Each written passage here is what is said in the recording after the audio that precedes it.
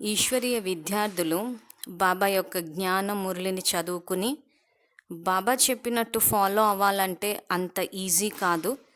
బాబా చెప్పే చాలా విషయాలు సాధ్యం కాదని చెప్పి కూడా అంటూ ఉంటారు.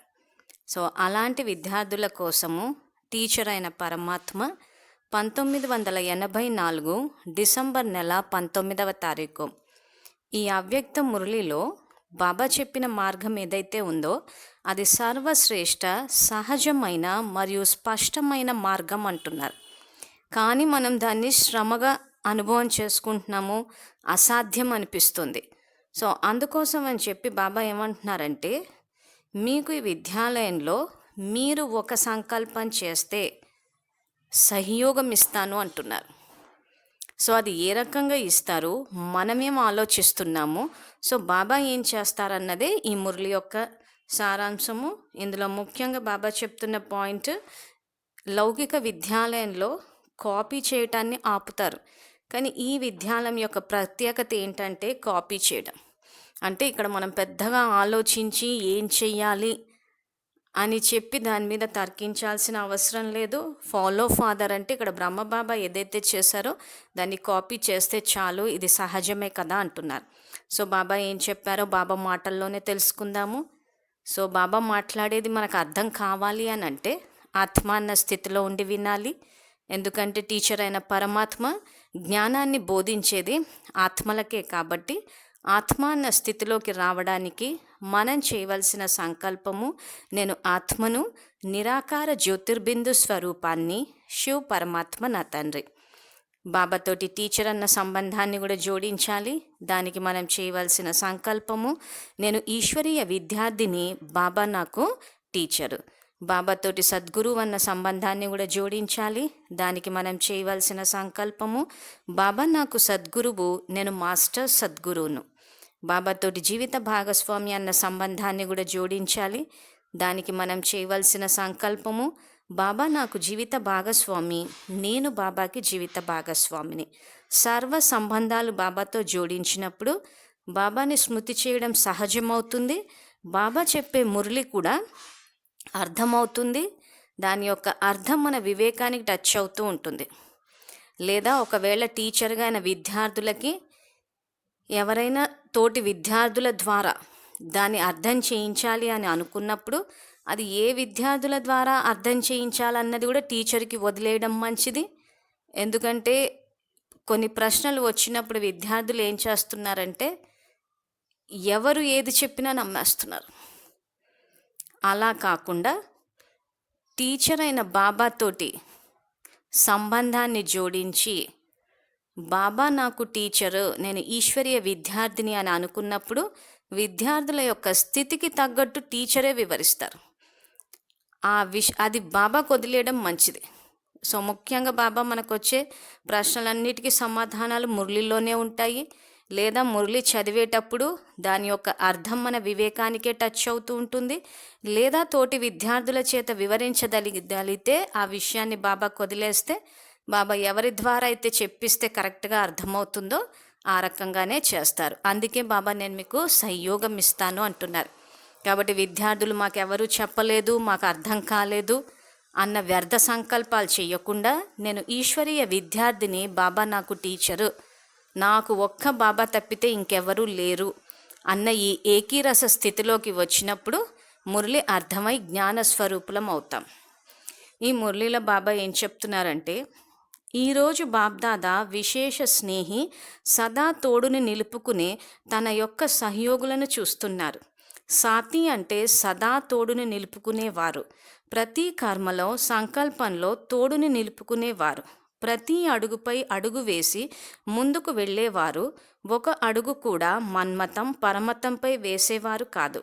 ఇలా సదా సాతి యొక్క తోడుని నిలుపుకునేవారు సదా సహజ మార్గం యొక్క అనుభవం చేసుకుంటున్నారు అంటున్నారు. సో ఇది బాబా సహజ మార్గం అంటారు. కానీ ఒక మురళిలో విద్యార్థులు ఏం చెప్పారంటే, టీచర్ తోటి బాబా మీరేదో ఇది సహజ మార్గం అంటున్నారు కానీ ఎక్కువ సహించాల్సి వస్తుంది అని. సో ఇది సహజ మార్గమా లేకపోతే ఎక్కువగా సహించాల్సిన మార్గమా అంటే బాబా సహజ మార్గమే అంటున్నారు. ఎందుకు అంటే ఇప్పుడు ఒక్కొక్క వాక్యాన్ని గనక మనం తీసుకుని అర్థం చేసుకుంటే ఇక్కడ సాతి అంటే సదా తోడుని నిలుపుకునేవారు. సో ఇక్కడ బాబా ఏదో మనలాగా అవసరం ఉన్నప్పుడు బాబాని తలుచుకోవడము, అవసరం లేనప్పుడు కాదు అని కాకుండా సదా అన్న పదాన్ని మురళిలో ఎక్కువగా వాడతారు. అంటే సదా అంటే ఎప్పటికీ. సో ఇక్కడ బాబా నాకు జీవిత భాగస్వామి అంటే సదా కల్పమంతా తోడుంటారు ఆయన. కానీ మనము బాబాకి నేను జీవిత భాగస్వామిని అన్నప్పుడు బాబా తప్పితే ఇంకెవరూ లేరు అన్న ఈ సదా అన్న పదం మనకు వర్తించాలి. సో అందుకే సాతి అంటే సదా తోడుని నిలుపుకునేవారు. కానీ ఇక్కడ బాబానేమో ఎప్పటికీ మీకు తోడుగా ఉంటానంటున్నారు, కానీ మనమే వదిలేస్తున్నామైనని బాబా మనని వదలట్లేదు. సో అది ఎందుకు అని చెప్పేసి కూడా ఈ రాబోయే మహావాక్యాల్లో చెప్పారు. సో అప్పుడు వచ్చినప్పుడు వివరిస్తాము. తర్వాత ప్రతి కర్మలో సంకల్పంలో తోడును నిలుపుకునేవారు. ప్రతి అడుగుపై అడుగు వేసి ముందుకు వెళ్ళేవారు. ఒక అడుగు కూడా మన్మతం పరమతంపై వేసేవారు కాదు. ఇలా సదా సాతి యొక్క తోడుపు నిలుపుకునేవారు సదా సహజ మార్గం యొక్క అనుభవం చేసుకుంటారు అంటున్నారు. సో సహజ మార్గం మనకి అనుభవం అవ్వాలి అని అంటే ప్రతి కర్మలో సంకల్పంలో తోడుని నిలుపుకోవాలి అంటారు. సో ప్రతి కర్మ ఎలా చేయాలి, ప్రతి సంకల్పం ఎలా చేయాలని చెప్పి బాబా మురళిలో చెప్పేస్తున్నారు. సో ఈ శివ పరమాత్మ జ్ఞాన మురళి అన్న యూట్యూబ్ ఛానల్లో కూడా స్లాట్స్ ఓపెన్ చేసి ఆ సంకల్పాలు కర్మలు కానీ సేవలు కానీ ఎలా చేయాలని చెప్పి అక్కడ దానికి అనుగుణంగా చేయాలి. తర్వాత ఏ విషయంలోనైనా హై స్టాండర్డ్స్ బాబా ఏవైతే పెట్టారో నరుని నుండి నారాయణుడి స్థితికి, ఆ స్థితి వరకు రావాలి అని అంటే ఇక్కడ బ్రహ్మబాబా ఉదాహరణ చెప్తున్నారు. సో ఈ బ్రహ్మబాబాని ఏ విషయంలో ఫాలో అవ్వాలి అన్నదానికి కూడా ఈ ఛానల్లో ఫాలో ఫాదర్ తండ్రిని అనుకరించండి అని చెప్పేసి ఇప్పటి వరకు 6 పార్ట్స్ రిలీజ్ చేశాము. ఇది పార్ట్ 7. రాబోయే రోజుల్లో కూడా బ్రహ్మబాబాని ఏ విషయంలో ఫాలో అవ్వాలి. సో ఇప్పుడు ఈ మురళిలో కూడా బాబా ఏమంటున్నారంటే సాకార మాధ్యమాన్ని నేను మీకు ఉదాహరణగా చూపించాను అంటున్నారు. సో ఇందాక మనము చెప్పుకున్నట్టు ఏ విద్యార్థులైతే బాబా చెప్పిన మురళి 100% ఫాలో కాలేమో, బాబా చెప్పేదానికి బయట సమాజంలో పరిస్థితులకు చాలా తేడా ఉంది, అది సాధ్యం కాదు అనుకునే విద్యార్థులందరికీ బాబా అదే చెప్తున్నారు. ఫాలో ఫాదర్ అంటే ఇక్కడ బ్రహ్మబాబా ఆచరించి చూపించారు. సో అది ఏ రకంగా ఆచరించి చూపించారన్నది కూడా శివబాబానే వివరించారు. సో ఇప్పటి వరకు పార్ట్ 6 అని చెప్పి ఏవైతే వీడియోస్ చేశామో అవ్యక్త మురళిల ఆధారంగా ఎవరైతే బ్రహ్మబాబా సమానంగా అవ్వాలనుకున్నారో వాళ్ళు ఖచ్చితంగా ఈ వీడియోస్ చూసి ఆ మురళీలు చదివితే అర్థమవుతుంది. సో ఆ స్థితి వరకు ఎప్పుడు వస్తామంటే బాబా చెప్పి యోగం చేస్తూ బాబా శ్రీమతాన్ని పాటిస్తూ ఉంటే మన ఆ స్థితి అక్కడ వరకు వస్తున్నప్పుడు అప్పుడు బ్రహ్మబాబా సమానంగా చేసేయగలుగుతాం. అలా కాకుండా ఇంకా మురళి విన్నాము ఇవాళకి అయిపోయింది అనుకుంటే కాదు. ఆయన సమానంగా తయారవ్వాలి అంటే అసలు ఇంతకు ఆయన ఏం చేశారో మనకు తెలియాలి. సో అది తెలియాలి అని అంటే శివబాబానే చెప్తూ పోయారు చాలా మురళిల్లో. సో కొన్ని చేశాము, రాబోయే రోజుల్లో పూర్తిగా అన్నీ రికార్డ్ చేస్తాము. సో విద్యార్థులు ఈ ఛానల్లో ప్లేస్ లిస్ట్లో ఫాలో ఫాదర్ తండ్రిని అనుసరించండి అని చెప్పి స్లాట్ ఉంది. ఆ స్లాట్లో చూస్తే వీడియోస్ అన్నీ తెలుస్తాయి. అందులో అవ్యక్త మురళి డేట్స్ కూడా ఇచ్చాం కాబట్టి బుక్స్ ఉన్నవాళ్ళు బుక్ ద్వారా కూడా చదువుకోవచ్చు. బుక్ ద్వారా చదివితే మరీ మంచిది, ఎందుకంటే అండర్లైన్ చేసుకుని మళ్ళీ మళ్ళీ చదవడానికి, మనన చింతన చేసి అనుభవీమూర్తులు అవ్వడానికి ఉపయోగపడుతుంది. సో ఇంకా బాబా ఏమంటున్నారంటే ఇక్కడ సహజ మార్గం యొక్క అనుభవం చేసుకుంటారు. ఎందుకంటే బాబా మరియు శ్రేష్ఠ సహయోగులు ప్రతి అడుగు వేసి మార్గాన్ని స్పష్టంగా మరియు స్వచ్ఛంగా చేస్తున్నారు. మీరందరూ కేవలం అడుగుపై అడుగు వేసి నడవాలి. సో ఈ అడుగు అన్న పదానికి బాబా రాబోయే వాక్యాల్లో అడుగు అంటే సంకల్పం అని చెప్పారు. బాబా చెప్పేది ఆత్మజ్ఞానము. బాబా ఏది చెప్పినా సంకల్ప స్థాయిలో అర్థం చేసుకోవాలి. అంటే ఫస్ట్ స్టెప్ సంకల్పం చేయడం. సో అందుకే ఇక్కడ ఏమంటున్నారంటే ప్రతి అడుగు వేసి మార్గాన్ని స్పష్టంగా మరియు స్వచ్ఛంగా చేస్తున్నారు. మీరందరూ కేవలం అడుగుపై అడుగు వేసి నడవాలి. మార్గం సరైనదా, సహజమైనదా, స్పష్టమైనదా అని ఇలా ఆలోచించవలసిన అవసరం లేదు. ఎక్కడ బాబా యొక్క అడుగు ఉంటుందో అక్కడ శ్రేష్ఠ మార్గమే. కేవలం అడుగు వేయండి మరియు ప్రతి అడుగులో కోట్లు తీసుకోండి. ఎంత సహజమైనది. సో ఇక్కడ ఏమంటున్నారంటే మీరు కేవలం అడుగుపై అడుగు వేసి నడవాలి. మార్గం సరైనదా, సహజమైనదా, స్పష్టమైనదా అని ఇలా ఆలోచించవలసిన అవసరం లేదు అంటున్నాడు. ఎందుకు చెప్తున్నారు బాబా? మనం ఆలోచిస్తున్నాం కాబట్టి. సో బాబా ఈ రకంగా చెయ్యండి అని మనకు ఒక మార్గం చూపిస్తుంటే ఇది సరి అయినదా? బాబా చెప్పారు కరెక్టే, కానీ మా ఇంట్లో పనిచేయదు అంటారు కొంతమంది. ఎందుకంటే మా ఇంట్లో వాళ్ళు భక్తిలో ఉన్నారు, సో వాళ్ళకేం తెలియదు కాబట్టి ఈ మార్గం ఎలా సరి అయినది అవుతుంది, అందరూ జ్ఞానంలో ఉంటే అప్పుడు పాటించవచ్చు అంటున్నారు. ఇంకా అన్ని ఫేవరబుల్గా ఉంటే ఇంకా ఇంత మురళి చదువుకుని యోగం చేయాల్సిన అవసరం ఏముంది? ఈ పాటికి అందరూ జ్ఞానంలోకి వస్తే సత్యోగం వచ్చేసి ఉండేది కదా. సో ఇక్కడ ఏమంటున్నారు? మార్గం సరి అయినదా అంటే జ్ఞాన మార్గం సరి అయినదే. సహజమైనదా అంటే ఎందుకు సహజమైనదంటే తండ్రి తోడుగా ఉన్నారు. ఆ తర్వాత అసలు బాబా చెప్పే జ్ఞానం పని చేస్తుందా చెయ్యదా అంటే బ్రహ్మబాబా చేసి చూపించారు కాబట్టి సహజమైనదే. స్పష్టమైనదానంటే బాబా ప్రతి దానికి వివరణ ఇచ్చారు. మనం అవ్యక్త మురళిలు చదవకపోవడం వల్ల మనకు తెలియలేదు, అంతేగాని చదివితే మాత్రము మార్గం ఎంత స్పష్టంగా ఉందో మనకు తెలిసిపోయేది. సో అందుకే ఇది మార్గం సరి అయినదా, సహజమైనదా, స్పష్టమైనదా అని ఇలా ఆలోచించవలసిన అవసరం లేదు. ఎక్కడ బాబా యొక్క అడుగు ఉంటుందో అక్కడ శ్రేష్ఠ మార్గమే. సో ఇక్కడ శివబాబా చెప్పారు, బ్రహ్మబాబా చేసి చూపించారంటే ఇంకా అది శ్రేష్ఠ మార్గమే. కేవలం అడుగు వేయండి మరియు ప్రతి అడుగులో కోట్లు తీసుకోండి అంటున్నాడు. అంటే ఇక్కడ ప్రతి సంకల్పం యొక్క విలువ పదమా పదం. సో కాబట్టి ఆ రకంగా అడుగు వేస్తే కోట్లలో సంపాదించుకోవచ్చు, ఎంత సహజమైనది అంటున్నారు. బాబా సహయోగి అయి తోడు నిలుపుకునేటందుకు సాకార మాధ్యమం ద్వారా ప్రతి అడుగు రూపీ కర్మ చేసి చూపించడానికి సాకార సృష్టిపై అవతరిస్తున్నారు. ఇది కూడా సహజం చేయటానికి సాకార మాధ్యమాన్ని తయారు చేశారు. సాకారంలో అనుసరించటం మరియు అడుగుపై అడుగు వేయటం ఇదైతే సహజమే కదా అంటున్నాడు. సో ఇక్కడ విద్యార్థులు ఏదైతే బాబా చెప్పేది సాధ్యం కాదు అని అంటారని ఇక్కడ ఏమంటున్నారంటే శివబాబా సాకార సృష్టిపై ఇక్కడ సాకార మాధ్యమాన్ని నేను మీకు ఉదాహరణగా చూపిస్తున్నాను అంటున్నారు. సో ఇక్కడ బ్రహ్మబాబా శరీరంలోకి వచ్చారు అని అంటే అక్కడ బ్రహ్మబాబాకి ఏ రకంగా అయితే సంయోగం ఇచ్చారో మనకు కూడా ఇస్తారు. అందుకే బ్రహ్మబాబా కొన్ని మురళిలో తతత్వం అంటారంటే నాకు వర్తించే రూల్స్ మీకు వర్తిస్తాయని. కానీ కొంతమంది ఏమంటారంటే బ్రహ్మబాబా శరీరంలో వచ్చినట్టు మా శరీరంలోకి వస్తే మేము చేయగలము అని అంటే, ఒక మురళిలో బాబా ఏమని ప్రశ్నించారంటే శివబాబా తనువుని కూడా యజ్ఞంలో వేసేయమంటున్నాడు బాబా అందరినీ.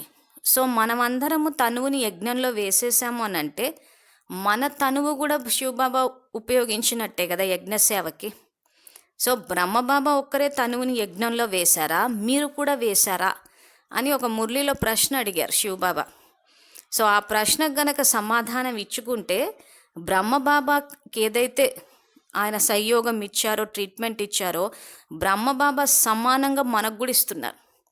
మనం అది చదువుకోకపోవడం వల్ల ఏమైపోయిందంటే బ్రహ్మబాబాకి ఇచ్చారు, బ్రహ్మబాబా కాబట్టి నంబర్ 1కి వచ్చారు, డ్రామా రిపిటేషన్ కాబట్టి బ్రహ్మబాబా చేయగలిగారు. సో అని చెప్పేసి పూర్తిగా ఎట్లా అంటే బాబా అంటారు చూసారా, మీ యొక్క సోమరితనము నిర్లక్ష్యం ద్వారానే మీరు పడిపోతూ ఉంటారని. సో ఆ పాయింట్ని తీసుకుని ఆ సోమరితనాన్ని, నిర్లక్ష్య భావాన్ని సమర్థించారు. సో ఇక్కడ బ్రహ్మబాబా ఏ రకంగా అయితే తనువు వేశారో మనం కూడా తనువుని సమర్పించాలి. సో అంటే మన తనువు కూడా యజ్ఞసేవకు ఉపయోగిస్తున్నాం.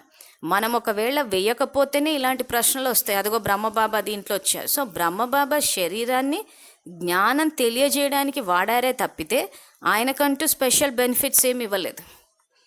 సో మళ్ళీ బ్రహ్మబాబా పురుషార్థం చేసి తన వికర్మలు వినాశనం చేసుకుని పురుషార్థం చేసుకుని నంబర్ 1కి వచ్చారు. శివబాబా సంయోగం ఇచ్చారు. అదే సహయోగం నేను మీ అందరికీ ఇస్తాను అంటున్నాడు. ఈ మురళి యొక్క సారాంశమే అది. ఏ రకంగా ఇది సర్వశ్రేష్ఠ సహజమైన మరియు స్పష్టమైన మార్గం అయింది అని అంటే ఇక్కడ సర్వశక్తివంతుడైన బాబా తోడు ఉన్నారు కాబట్టి అది సహజ మార్గం అయింది. కానీ మీరు వదిలేస్తుంటారు కాబట్టి సమస్యలు ఎదుర్కొంటున్నారని చెప్పి బాబా రాబోయే వాక్యాల్లో వివరించారు. సో ఇంకా బాబా ఏం చెప్తున్నారంటే శ్రేష్ఠ సహయోగుల కొరకు ఇంత సహజమైన మార్గం చెప్పారు. ఎందుకంటే సహయోగి అయిన బాబాకి తెలుసు ఏ సహయోగులనైతే సహయోగులుగా చేసుకున్నారో వారు చాలా భ్రమించి ఉన్న కారణంగా అలసిపోయి ఉన్నారు, నిరాశగా నిర్బలంగా ఉన్నారు. స్పష్టంగా భావించి కష్టంగా భావించి బలహీనం అయిపోయారు. అందువలనే సహజాతి సహజంగా కేవలం అడుగుపై అడుగు వేయండి అని ఇదే సహజ సాధన అని చెప్తున్నారు. కేవలం అడుగు వేయడం అనేది మీ పని. నడిపించడం, తీరానికి చేర్చడం, అడుగు అడుగులో బలం నింపటం ఇవన్నీ సహయోగి పని. కేవలం అడుగుని తొలగించకండి. కేవలం అడుగు వేయటం అనేది కష్టం కాదు కదా. అడుగు వేయటం అంటే సంకల్పం చేయటం అంటున్నాడు. ఇక్కడ ఈ వాక్యాన్ని కూడా విద్యార్థులు అర్థం చేసుకునేటప్పుడు 2 రకాలుగా అర్థం చేసుకుంటున్నారు. ఇక్కడ ఏదైతే బాబా అంటున్నారో మీరు కేవలం సంకల్పం చేయండి, చేసిన తర్వాత నడిపించటం, తీరానికి చేర్చడం, అడుగు అడుగులో బలం నింపటం ఇవన్నీ సహయోగి పని. ఈ వాక్యాన్ని 2 రకాలుగా అర్థం చేసుకోవచ్చు. కొంతమంది విద్యార్థులు ఏం చేస్తున్నారంటే బాబా మురళీలో చెప్పారు మీరు సంకల్పం చేయండి నేను చూసుకుంటానని చెప్పేసి సంకల్పం చేసి వదిలేస్తున్నారు బాబా చూసుకుంటారు అని.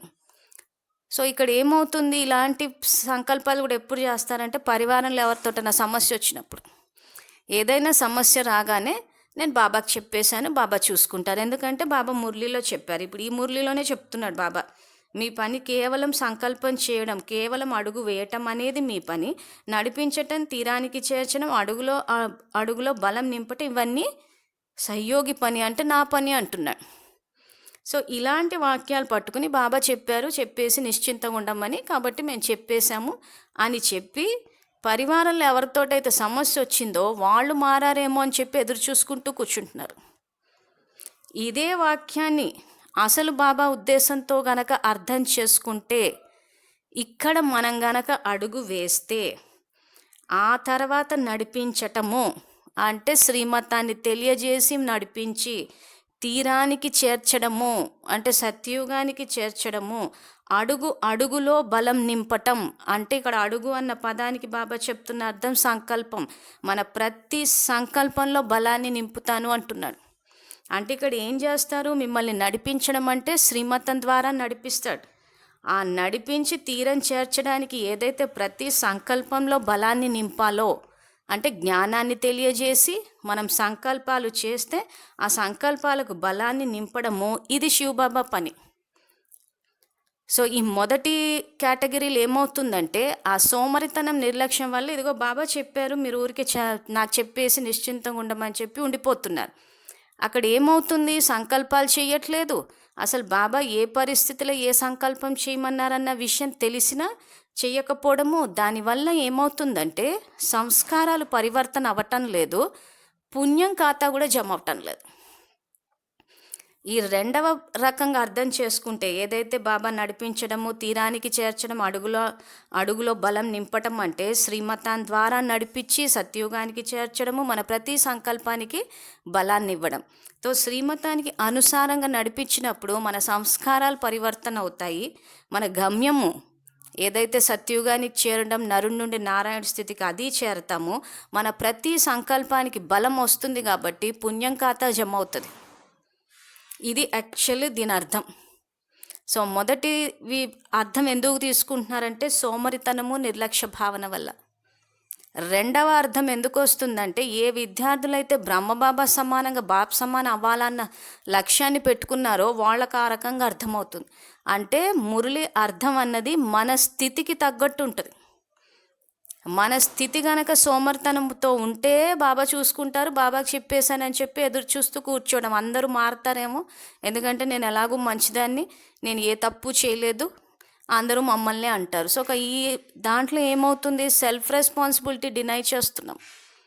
7 డే కోర్సులో ఏదైతే మనకు ఆ సృష్టి చక్రాన్ని మెట్ల చిత్రాన్ని చెప్పి 63 జన్మల నుంచి మీరు వికర్మలు చేసి పాపాలు పోగేసుకుని వచ్చారన్న పాయింట్ని మిస్ అయ్యాం. పాత ఖాతా ఎలాగూ ఉంది, మీ నుంచి వర్తమానంలో కొత్త ఖాతా, అవతల వాళ్ళదే తప్పు అంటే నిందించే సంస్కారాన్ని రికార్డ్ చేస్తున్నాం. బాధ్యత తీసుకోకపోవడం, ఇర్రెస్పాన్సిబిలిటీని రికార్డ్ చేస్తున్నాం. ఈ సంస్కారాలన్నీ ఇలాంటి తమో ప్రధానం అన్నీ రికార్డ్ చేసేసుకుని కొన్నిసార్లు ఏమంటారంటే బాబాకి చెప్పాం కానీ ఎందుకో ఇంకా జరగలేదు.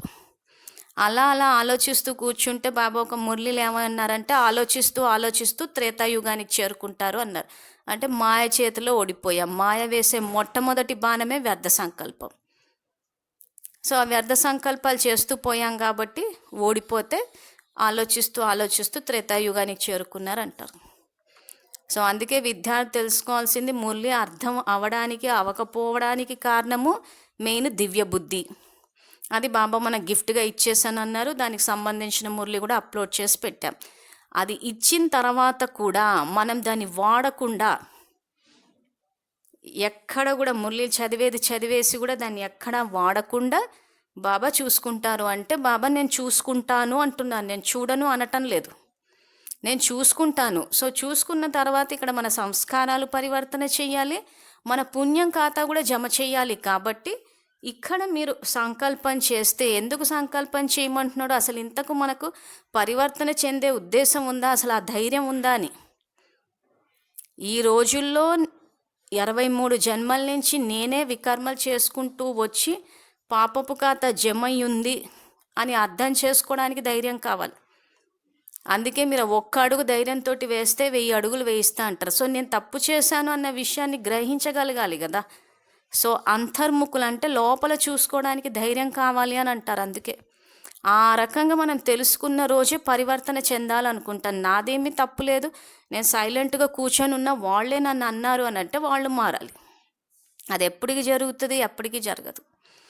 ఎందుకంటే ఎవరు ఏది ఆలోచిస్తే అది వాళ్ళ కర్మల కథ. సో అవతల వ్యక్తులు పరివర్తన చెందాలి చెందొద్దా అన్నది ఇది వాళ్ళ స్వేచ్ఛ, వాళ్ళ నిర్ణయం అది. సో ఇక్కడ పరివర్తన విషయానికి, ధారణ విషయానికి వచ్చేసరికి అందరికన్నా ముందు నేనుంటాను, సో అందరికన్నా ముందు నేను పరివర్తన చెందుతాను అని చెప్పి అనుకుని ముందుకెళ్ళాలంటారు. అలా అనుకుని ధైర్యం చేస్తే ఇక్కడ సంయోగం వస్తుంది అంటారు. అప్పుడు అది సహజ మార్గం అవుతుంది. లేదు వేరే వాళ్ళు మారాలి అని ఎదురు చూస్తూ కూర్చున్నాము, స్థితిని పెంచలేదు, అప్పుడు అది సహన మార్గం అయిపోతుంది. అప్పుడు బాబా ఇంత సహించాల్సి వస్తుందని అనుకోలేదు అంటారు. ఎందుకంటే మనం అవతల వ్యక్తులు నిందిస్తున్నప్పుడు వాళ్ళకి గనక శుభభావన ఆశీర్వాదాలు ఇచ్చేసింటే ఆ పేపర్ పాస్ అయిపోయి ఉంటే మళ్ళీ వాళ్ళు ఏమని ఉండేవాళ్ళు కాదు. మనం నిమిషం మాయ చేతిలో ఓడిపోతున్నామంటే నిమిషం పేపర్ ఫెయిల్ అవుతున్నాం కాబట్టి మళ్ళీ రిపీట్ అవుతుంది, మళ్ళీ నిందిస్తున్నారు వాళ్ళు. సో బాబా చెప్పిన సహజ మార్గం ఏంటి? ఆశీర్వాదాలు ఇవ్వడం.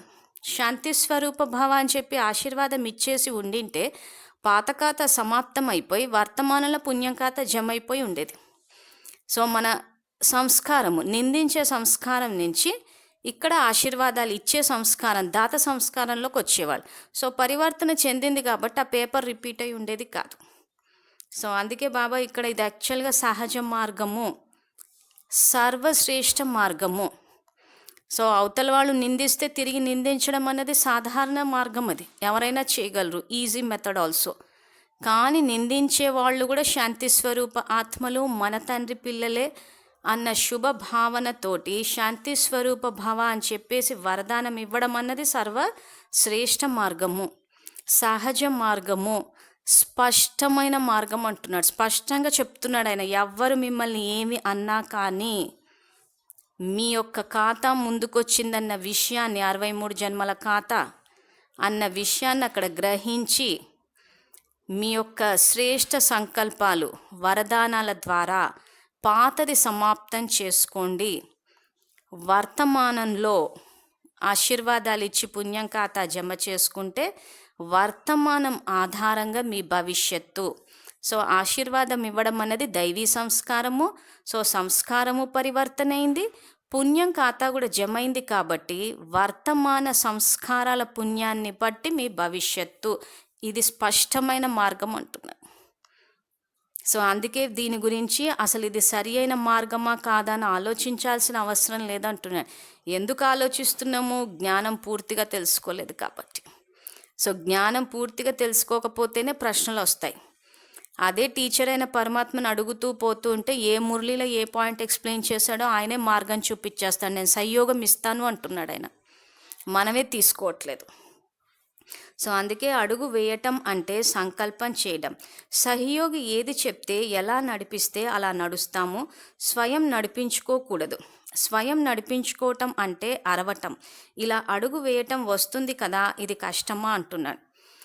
సో సహయోగి ఏది చెప్తే ఎలా నడిపిస్తే అలా నడుస్తాము అని అంటే సహయోగి ఏం చెప్తున్నారు? బ్రహ్మబాబాని చూడమంటున్నారు.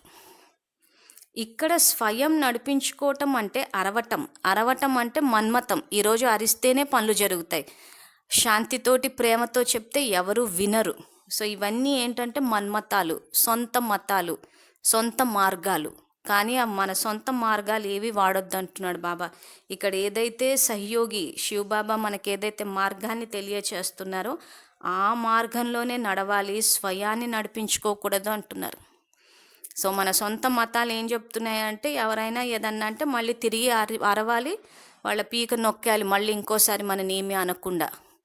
సో ఈ మార్గాలు ఇక్కడ పనిచేయవు అంటున్నాడు బాబా. ఇలా అడుగు వేయటం వస్తుంది కదా, ఇది కష్టమా అంటున్నాడు. సో అరవటం ఈజీనా, శాంతితోటి వ్యవహరించడం ఈజీయా అంటే శాంతితోటి వ్యవహరించడమే ఈజీ. మనకెందుకు కష్టం అనిపిస్తుందంటే అరుస్తున్నాం కాబట్టి. అరవాలంటే చాలా శక్తి కావాలి. దానివల్ల మానసికంగా, శారీరకంగా, సంబంధాల పరంగా, ప్రకృతి పరంగా అన్ని రకాలుగా ఎఫెక్ట్ ఇస్తుంది కాబట్టి కష్టం అనిపిస్తుంది. సో అందుకే ఈ రకంగా మీరు ఏదైతే సహయోగి ఏది చెప్తారో అలా నడవడం కష్టమా అని చెప్పి బాబా అడుగుతున్నారు. బాధ్యత తీసుకునేవారు బాధ్యత తీసుకుంటుంటే వారిపై బాధ్యత పెట్టడం రావటం లేదా? సాకార మాధ్యమాన్ని మార్గదర్శన స్వరూపంగా తయారు చేసి ఉదాహరణగా కూడా పెట్టారు. మరి మార్గంపై నడవటం కష్టం ఎందుకు? సహజ సాధనం, సెకండ్ యొక్క సాధనం సాకార రూపంలో బ్రహ్మబాబా ఎలా చేశారో, ఏది చేశారో అదే చేయాలి, తండ్రిని అనుసరించాలి అంటున్నారు. సో ఈ వాక్యాలను విద్యార్థులు మళ్ళీ మళ్ళీ చదువుకుంటే చాలా మటుకు భారము, శ్రమ తగ్గిపోతుంది.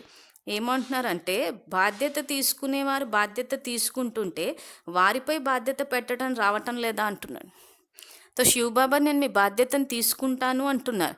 సో వారిపై బాధ్యత పెట్టడం కూడా రావటం లేదా అంటున్నాడు. సో ఏ నిమిషానికి ఏ శ్రీమతం వాడాలి, మనం ఏ సంకల్పాలు చెయ్యాలి, ఇవన్నీ చెప్పేసేటప్పుడు అది పాటిస్తే అయిపోతుంది కదా అంటున్నాడు.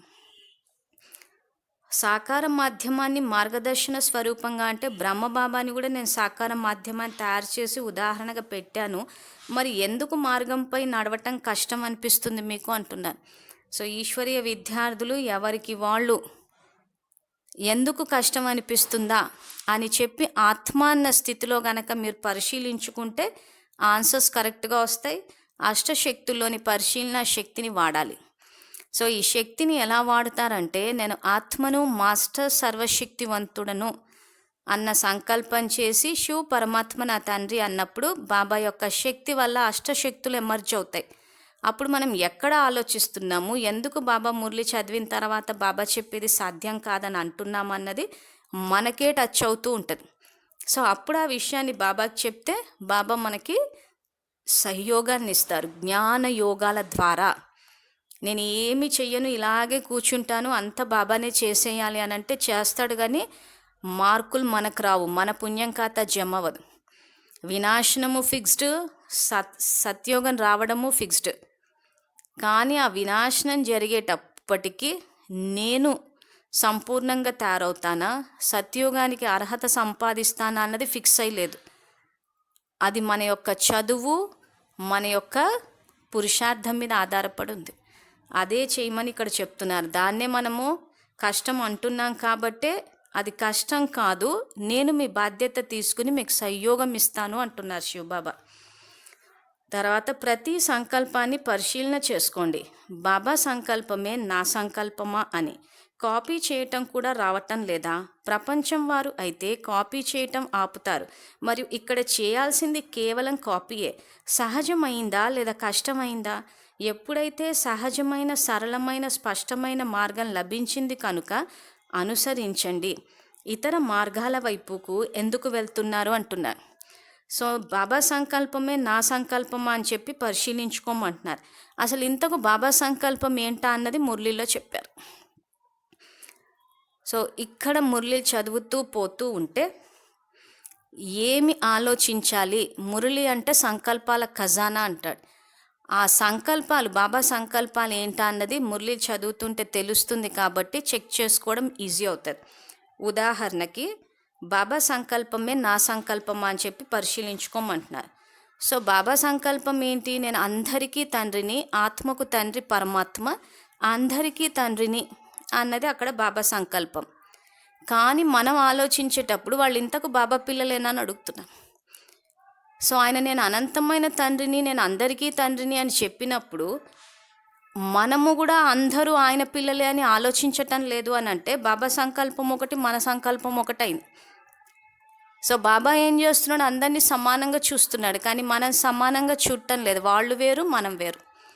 వాళ్ళకు ఇక్కడ బాబా మురళీలు ఏం చేస్తున్నారు, మీ చదువు, జ్ఞానం అన్న చదువుకి యోగం అన్న పదును పెట్టి చెప్తే వాళ్ళకి అర్థమవుతుంది అంటారు. కానీ మనం ఏం చేస్తున్నాము, వాళ్ళకి ఎంత చెప్పినా అర్థం కాదు. అంటే వ్యర్థ సంకల్పం చేసి అవతల వాళ్ళ శక్తిని తగ్గించేస్తున్నాం, వాళ్ళతో పాటు మనది తగ్గించుకుంటున్నాం.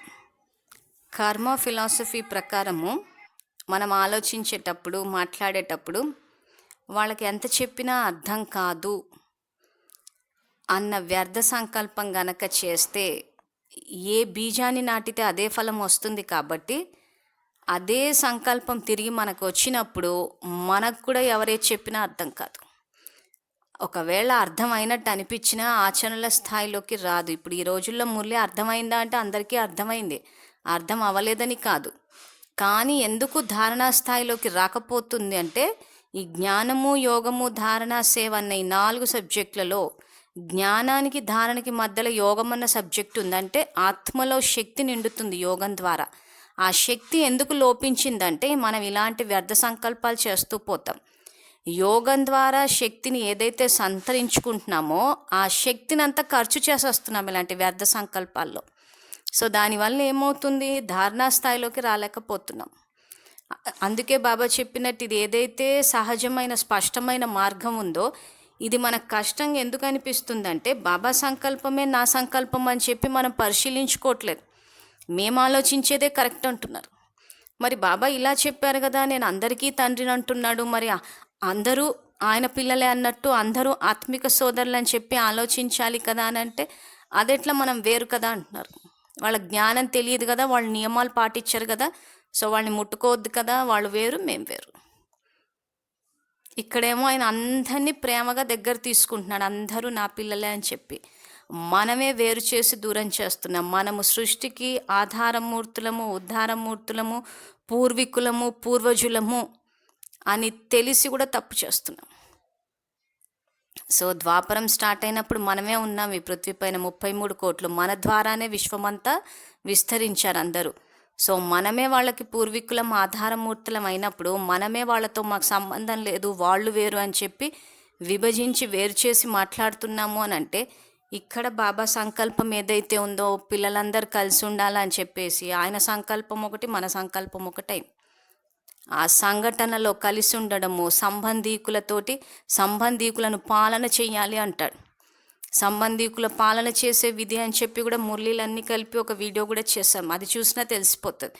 సో అవన్నీ చేయకుండా విడిపోయి ఇక్కడ దాన్ని కష్టం చేసేసాం. అందుకే బాబా చెప్పినట్టు అతీంద్రియ సుఖం కూడా అనుభవంలోకి రాదు. ఎప్పుడు చూసినా కానీ ఏదో అలజడి, ఆందోళన, దుఃఖంతోనే ఉంటాం. సో అందుకే ఇతర మార్గం అంటే ఇందాక ఏదైతే అన్నారో బాబా ఇతర మార్గాల వైపు ఎందుకు వెళ్ళిపోతున్నారు అని. సో ఆ ఇతర మార్గాలంటే ఏంటా అన్నది చెప్పి బాబా ఇక్కడ వివరిస్తున్నారు. ఇతర మార్గం అంటే వ్యర్థ సంకల్పరూపీ మార్గం. సో వ్యర్థ సంకల్పాలు ఏవైతే చేస్తుంటామో వాళ్ళకి అర్థం కాదు, చెప్పినా వినరు, నియమాలు పాటించరు. ఇవన్నీ అక్కడ బాబా చెకింగ్ పాయింట్స్ పెట్టలేదు, మీరు అందరినీ చెక్ చేస్తూ కూర్చోండి అని. మిమ్మల్ని మీరు పరిశీలించుకోండి అంటున్నాడు. సో బాబా సంకల్పమే నా సంకల్పమా అన్నది ఇక్కడ చెక్ చేయాలి. అందరూ ఇంతకు బాబా చెప్పింది ఫాలో అవుతున్నారా లేదా అని చెప్పి చెక్ చేయమని అక్కడ చెప్పట్లేదు. ఇతర మార్గం అంటే వ్యర్థ సంకల్పరూపీ మార్గం, బలహీన సంకల్పరూపీ మార్గం. సో బలహీన సంకల్పాలు అని అంటే నా వల్ల కాదు, నేను చేయలేను, మన వల్ల ఎక్కడవుతుంది. సో ఇవన్నీ ఏవైతే ఉన్నాయో మన శక్తిని మనమే తగ్గించుకునే సంకల్పాలన్నీ బలహీన సంకల్పరూపీ మార్గం. కలియుగి ఆకర్షణ యొక్క రకరకాల సంకల్పాల యొక్క మార్గం. సో కలియుగి ఆకర్షణలు, దేహము, దేహ సంబంధీకులు, వస్తు వైభోగాలు, ఇవన్నీ కలియుగి ఆకర్షణ. తర్వాత గౌరవాన్ని ఆశించడం. సో కలియుగంలో ఏ పని చేసినా కానీ మాకు వెంటనే రెస్పెక్ట్. సో మాకు వెంటనే కిరీటాలు, షాళ్ళు, పూలు, తిలకాలు, ఇవన్నీ ఏంటంటే ఆకర్షణ, కలియుగి ఆకర్షణ యొక్క రకరకాల సంకల్పాలు. నాకు ఇంపార్టెన్స్ ఇవ్వలేదు, నన్ను స్టేజ్ మీదకి పిలవలేదు, నేను విశేష ఆత్మని అని చెప్పి చెప్పలేదు. ఇవన్నీ ఆకర్షణ యొక్క రకరకాల సంకల్పాల యొక్క మార్గం. కలియుగి పాత తెలివి ద్వారా దేహ అహంకారానికి వశమైన సంకల్పాల మార్గం. సో కలియుగి పాత తెలివితేటలు ఏంటంటే ఇంక అంత షోపు టఫ్. సో ఏది చేసినా నలుగురికి చేయాలి. సో దేహ అహంకారము, సో ఏవైతే ఫలానా కులము ఫలానా ఫ్యామిలీ ఏవైతే ఇవన్నీ ఉన్నాయో కలియుగి పాత తెలివి ద్వారా దేహ అహంకారానికి వశమైన సంకల్పాల మార్గం. ఈ మార్గాల ద్వారా అలజడి యొక్క అడవిలో చిక్కుకుపోతున్నారు. అక్కడి నుండి ఎంతగా తొలగించుకోవాలని ప్రయత్నిస్తున్నా అంతగా ముళ్ళు ఉన్న కారణంగా తొలగించుకోలేకపోతున్నారు. ముళ్ళు ఏముంటాయని అడుగుతున్నారు బాబా. సో ఇక్కడ ఫస్ట్ ఏం చెప్తున్నారు, బాబా సంకల్పం మన సంకల్పము, వేరే మార్గాల్లోకి వెళ్ళొద్దు అంటున్నారు. సో వేరే మార్గాలంటే వ్యర్థ సంకల్పాలు, బలహీన సంకల్పాలు, కలియుగి ఆకర్షణలు, కలియుగి పాత తెలివితేటలు ఇవన్నీ. సో ఎందుకు అడవిలో చిక్కుకుపోతున్నారు అంటే అడవిలో చిక్కుకుపోయిన తర్వాత అక్కడ ముళ్ళు గుచ్చుకుంటున్నాయి అంటున్నారు. సో ముళ్ళు అంటే ఏంటి అని చెప్పి బాబా ప్రశ్న అడిగి దానికి ఇస్తున్న సమాధానము, అక్కడ ఏమి ఉంటుంది, ఇక్కడ ఏమిటి అనే ముళ్ళు ఉంటున్నాయి. అంటే ఎక్కడ, ఏమిటి, ఎందుకు ఈ ప్రశ్నలు ఏవైతున్నాయో ఈ ముళ్ళలో చిక్కుకుపోతున్నారు అంటున్నారు. అక్కడక్కడ ఎందుకు అనే ముళ్ళు, అక్కడక్కడ ఎలా అనే ముళ్ళు ఉంటున్నాయి. అక్కడక్కడ తమ బలహీన సంస్కారాల ముళ్ళే ఉంటున్నాయి. నలువైపులా ముళ్ళు కనిపిస్తున్నాయి. మరల వచ్చి రక్షించు అని సహయోగి గురించి అరుస్తున్నారు. సహయోగి కూడా అంటున్నారు, అడుగుపై అడుగు వేయటానికి బదులు ఇతల మార్గం వైపు ఎందుకు వెళ్ళిపోయారు అని. సహయోగి తోడు ఇవ్వటానికి స్వయం అవకాశం ఇస్తుంటే మరల సహయోగిని ఎందుకు వదిలేస్తున్నారు. వేరు చేయటం అంటే తోడు వదిలేయటం, ఒంటరిగా ఎందుకు అవుతున్నారు అంటున్నారు. సో ఇక్కడ బాబా మురళీల్లో కూడా మీరు ముళ్ళ ద్వారా గుచ్చుకుంటూ ఉంటారు, ముళ్ళలాగా అంటచ్చు. సో ముళ్ళు అంటే ఏంటంటే ఎందుకు, ఏమిటి, ఎలా అన్న ఈ ప్రశ్నలు సాధారణంగా మనం ఏంటంటే ఎందుకు అన్న ప్రశ్నకు సాధారణంగా ఎప్పుడు భయపడతాం. ఏమన్నా పని చేయాలంటే అందరూ అడుగుతారేమో, నలుగురు ఏమనుకుంటారేమో, పరివారం ఒప్పుకోదేమో అని ఇలాంటివి ఏవైతే ప్రశ్నలు వస్తాయో ఇవే యాక్చువల్గా ముళ్ళు అంటున్నాడు. సో ఇక్కడ వ్యర్థ సంకల్పాలు ఇందాక చెప్పినట్టు వేరే మార్గాల్లోకి వెళ్ళిపోయి, ఉదాహరణకి ఇప్పుడు బాబా సేవ చేయమని చెప్పారు. సో సేవ ఎవరికి చేయాలి, విశ్వంలోని ఆత్మలకి, ప్రకృతికి. కానీ మనం సేవ చేయడానికి వెళ్ళినప్పుడు పరివారంలో ఎవరైనా వద్దు అని చెప్పారు అనుకుందాం. వెంటనే మనం ఏం చేస్తామంటే వాళ్ళు ఎందుకు వద్దు అంటున్నారు, ఈ ఎందుకు అన్న ప్రశ్న వేసేస్తున్నాం అక్కడ. సో ఇక్కడ ఎందుకు అన్న ప్రశ్న ఏదైతే ఉందో వాళ్ళు అలా ఎందుకు చేస్తున్నారు, అలా చెయ్యొచ్చా అనేసి ఈ ప్రశ్నలన్న ముళ్ళు యాక్చువల్గా మనం ఏవైతే వేస్తున్నామో ఇవి మననే గుచ్చుకుంటున్నాయి. బాబా స్పష్టంగా చెప్పేశాడు, అందరూ ఈశ్వరీయ సేవాదారులు, అందరూ సేవ చేయాలి అని చెప్పి. సో పరివారంలో ఎవరైనా విఘ్నం వేస్తున్నారు అని అంటే అసలు విఘ్నం వేసే శ్రీమతం ఎక్కడా లేదు. కానీ ఆత్మ ఎప్పుడైతే బలహీనంగా ఉంటుందో విఘ్నాలు వేస్తుంది. ఆ విఘ్నాలు వేసినప్పుడు మనం ఇంకా దానికి తోడు మనం కూడా ఎందుకు, ఏమిటి ఇలా అని చెప్పేసి మనం ఇరుక్కుపోద్దంటాడు బాబా. ఇక్కడ ఏమంటున్నారు, ఇది స్పష్టమైన మార్గం అంటున్నాడు. ఆయన స్పష్టంగా చెప్తున్నాడు విశ్వ సేవ చెయ్యండి అని. ఆయన అంత స్పష్టంగా చెప్పిన తర్వాత కూడా పరివారంలో వద్దన్నారండి, అందుకే చేయటం లేదు అని అంటే ఇక్కడ ఏం జరిగింది, బాబా మాటకి విలువ ఇవ్వలేదు. ఇక్కడ దేహదారుల దీంట్లోకి వెళ్ళిపోయాం. ఇప్పుడు రాబోయే వాక్యాల్లో బాబా అదే చెప్తున్నారు. సో మార్గం స్పష్టంగా ఉంది, సేవ చెయ్యాలి అంటున్నారు. సేవ చేస్తే ఏమవుతుందంటే దాత సంస్కారాలు, పుణ్యం ఖాతా రెండు జమ అవుతాయి. కానీ దేహదారులు వద్దంటున్నారు. సో ఇక్కడ ఎందుకు వద్దన్నప్పుడు మనం ఎందుకు ఆగిపోతున్నామంటే ఇక్కడ దేహదారులు ఆపటం లేదు, మన ఎందుకు, ఎలా, ఏమిటన్న ప్రశ్నలే మనకి విఘ్నాలు వేసేస్తున్నాయి. సో ఎప్పుడైతే ఆత్మ బలహీనంగా ఉంటుందో అప్పుడే విఘ్నాలు వేస్తుంది. మురళి చదివితే మనకు తెలిసిపోయింది బలహీన ఆత్మలే విఘ్నాలు వేస్తారని. సో మనమెవరము, విఘ్న వినాశకులం. ఇక్కడ కూడా మార్గం స్పష్టంగానే చెప్తున్నాడు, మనము విఘ్న వినాశకులం కాబట్టి మన సంకల్ప శక్తితోటి ఆ విఘ్నాన్ని వినాశనం చెయ్యాలి. సో అవతల వాళ్ళు సేవలు ఆపమంటున్నారు, మనము ఎందుకు అని చెప్పి ప్రశ్నలు వేసుకుని ఇంకా జటిలం చేస్తున్నాం. సేవలు నిలిపేయండి అని చెప్పి ఎవరైనా విఘ్నం వేసినప్పుడు ఇక్కడ ఎందుకు, ఏమిటని ప్రశ్నలు వేసుకోకుండా ఎన్ని సమస్యలు వచ్చినా బాబా ఎలా అయితే ముందుకెళ్లారో, వెళ్ళి నంబర్ 1 పోస్ట్ తెచ్చుకున్నారో మనము అలాగే తెచ్చుకోవాలి. సో ఎవరైనా సేవలు విఘ్నం వేసినప్పుడు ఆ విఘ్నాన్ని ఎలా వినాశనం చేస్తాము అంటే విశ్వ కళ్యాణకారి భవ అని చెప్పి వరదానం ఇవ్వాలి. స్పష్టంగా ఏం చెప్తున్నాడు బాబా? విశ్వసేవ. కానీ పరివారం నుంచి విఘ్నాలు వచ్చాయి. ఇప్పుడు ఆ విఘ్నాన్ని నేను నా సంకల్పం ద్వారా వినాశనం చేయాలి. సో నేను చేయవలసిన సంకల్పం ఏంటి? అవతల వాళ్ళు విశ్వ కళ్యాణకారులు, విశ్వ కళ్యాణకారి భవ అని చెప్పి సంకల్పం చేసి నా సంకల్ప శక్తితో వాళ్ళని లేపాలి. సో ఇక్కడ విఘ్నం వేసే వాళ్ళు ఎవరు? మన తండ్రి పిల్లలే. సో ఆ సోదరాత్మలు ఎవరైతే ఉన్నారో వాళ్ళ పట్ల శుభభావన. సో మనకు తప్పుని తప్పుగా, ఒప్పుని ఒప్పుగా అర్థం చేసుకోమంటున్నాడు బాబా. సో సంఘటనలు జరుగుతూ ఉంటాయి. సో అది పూర్తిగా కళ్ళు చెవులు మూసుకుని అయితే కూర్చోలేం, కానీ మనమే అర్థం చేసుకోవాలి. అర్థం చేసుకుని వాళ్ళు విశ్వ కళ్యాణాన్ని ఆపుతున్నారు కాబట్టి మన సంకల్ప శక్తితోటి విశ్వ కళ్యాణకారి భవ అని చెప్పి ఆ విఘ్నాన్ని వినాశనం చేసి ముందుకు వెళ్ళాలి. సో అప్పుడు ఆశీర్వాదం ఇచ్చామంటే దాత సంస్కారాలు, వరదానం ఇచ్చాం కాబట్టి పుణ్యం రెండు జమ అవుతాయి మనకి. సో ఆ రకంగా మీరు చేసుకుంటూ పోవాలి. సో ఇక్కడ ఇలాంటి పరిస్థితులు వచ్చినప్పుడు బాబాని అడిగితే ఒకవేళ మనకు ఆ సమయానికి తట్టకపోతే, ఎప్పుడైతే బాబా స్మృతి చేస్తామో బాబా మనకి అక్కడ సంయోగం ఇస్తారంటే మన సంకల్పానికి బలాన్ని, ఇందాక అన్నట్టు కేవలం అడుగు వేస్తే అడుగులో ప్రతి అడుగులో బలాన్ని నింపటం, ఇవన్నీ సహయోగి పని అన్నారు. సో మీరు విశ్వ కళ్యాణకారి భవ అని చెప్పి ఆశీర్వాదం ఇస్తే దానికి బలాన్ని నింపుతాడైనా. మనం విశ్వ కళ్యాణకారి భవ అని చెప్పి వరదానం ఇవ్వకుండా వీళ్ళు ఎందుకు విఘ్నాలు వేస్తున్నారు? అసలు వీళ్ళకి సేవ చేయాలని చెప్పి తెలీదా? అసలు వీళ్ళే కదా సేవలు చేయాల్సింది అసలు అని ఇవన్నీ ప్రశ్నలు వేసుకుంటూ స్టేట్మెంట్లు ఇచ్చుకుంటా వ్యర్థ సంకల్పాలు, బలహీన సంకల్పాలు చేసుకుంటూ ఉన్నాం. అంటే వేరే మార్గంలోకి మనం వెళ్ళిపోయాం. కానీ మార్గం ఏం చెప్తుంది? విశ్వ కళ్యాణం చేయాలని చెప్తుంది. సో అందుకే బాబా ఇక్కడ ఆ రకంగా మీరు సహయోగిని వదిలేస్తున్నారు. ఇక్కడ ఒక పక్కన సహయోగి మీకు అవకాశం ఇస్తుంటే మరల సహయోగిని ఎందుకు వదిలేస్తున్నారు? వేరు చేయటం అంటే తోడు వదిలేయటం. ఒంటరిగా ఎందుకు అవుతున్నారు? సో బాబా శ్రీమతం ఇచ్చేశారు, కానీ వదిలేసాం మనము, ఎవరో ఏదో అన్నారని చెప్పి. సో కాబట్టి ఎందుకు ఒంటరిగా అయిపోతున్నారు వదిలేసి అంటున్నారు. హద్దు తోడు యొక్క ఆకర్షణ ఏదో ఒక సంబంధం యొక్క ఏదో ఒక సాధనం తన వైపు ఆకర్షితం చేసుకుంటుంది. ఈ ఆకర్షణ కారణంగా సాధనాన్ని లేదా వినాశీ సంబంధాన్ని తమ తోడుగా చేసుకుంటున్నారు లేదా సహాయంగా చేసుకుంటున్నారు. అప్పుడు అవినాశీ సహయోగిని వేరు చేసేస్తున్నారు మరియు సహాయం కూడా తొలగిపోతుంది.